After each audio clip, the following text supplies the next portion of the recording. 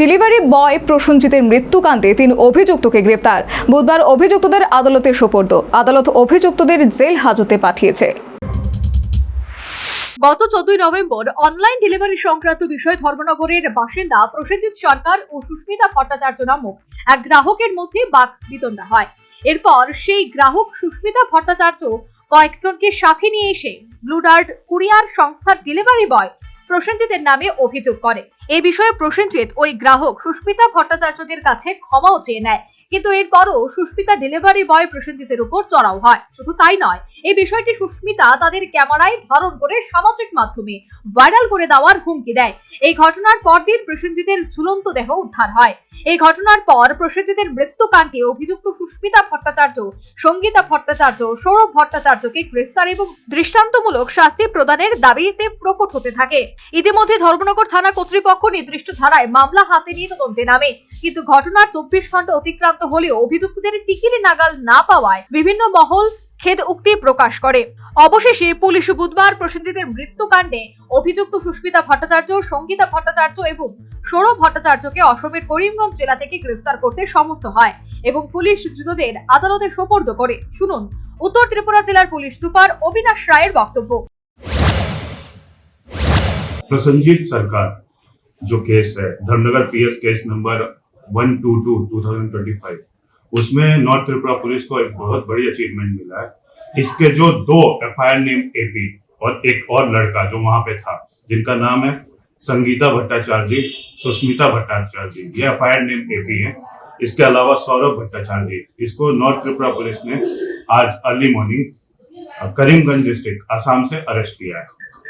तो हमें ये बताते हुए बहुत वो हो रहा है कि हमने जो प्रसन्नजीत सरकार केस है, इनके जो मेन एक्यूज है एफआईआर नेम एपी और +1 को अरेस्ट कर लिया।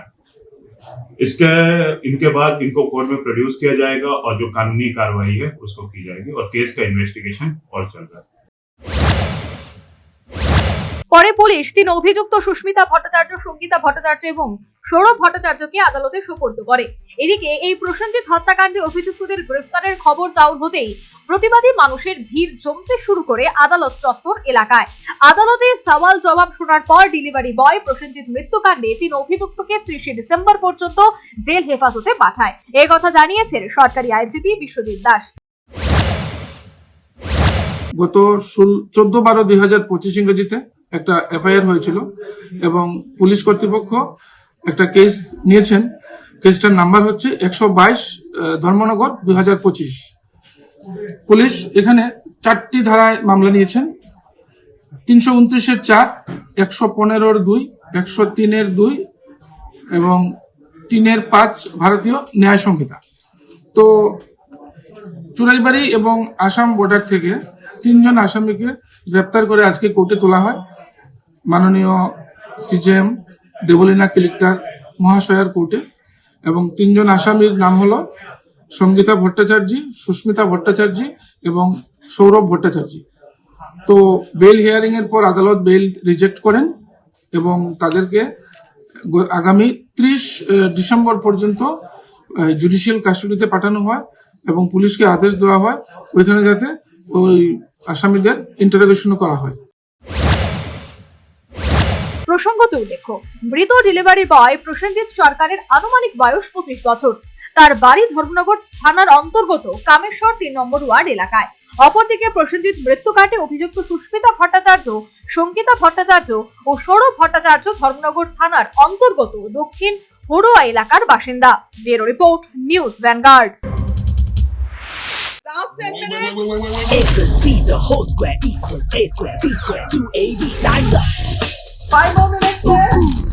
I've got so much time and peace of mind. Life's feeling fine. My time to shine. At SIP Abacus, we build math foundation and improve academic performance. SIP Abacus,